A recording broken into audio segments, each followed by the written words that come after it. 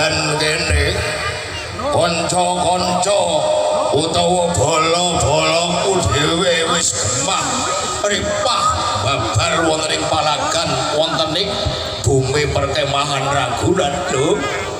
Kula matur nuwun sanget dinten niki kula ditimbali lewat Ibu Cormiati niku selaku pimpinan kula saking Banyurip Cilacap Bangkung niku.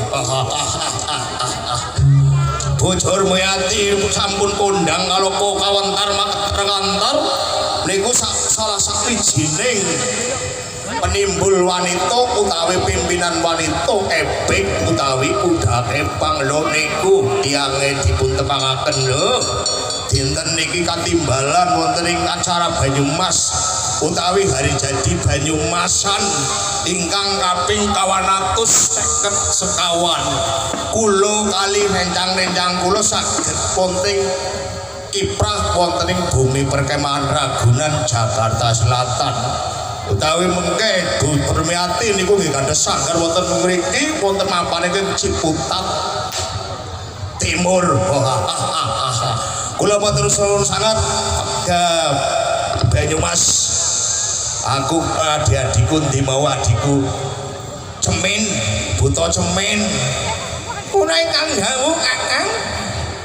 Kula tumut sowan niki nguri-uri kabudayan Jawi yang indah kalian tumut ngramekaken ngedengaken hari dadipun Banyumas ingkang kawan 150 sekawan kados niku. Iya, kudune ngaten adikku di padha mangayu bagya ayo.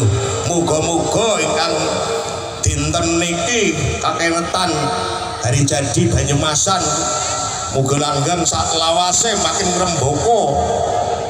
Sisa kompak khususnya seniman kuda kepang wonten ing Jabodetabek ya. Inggih Kakang, kula nggih kandosaken pundi kula. Salajengipun lajeng kantos damupan kang kados pundi Kakang?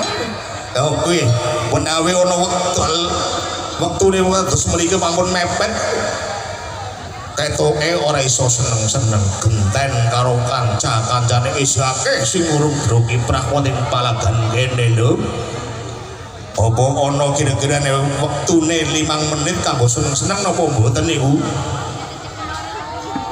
Oh, tes wonten. Ayo gawe lagu napa? Adikku, Cemin. Ojo kantor Cemin. Nggih. Kula nyuwun lagu nah. Lagu sing kanten adem lu panas-panas iki. Epang kanggo paneno gening apa ya?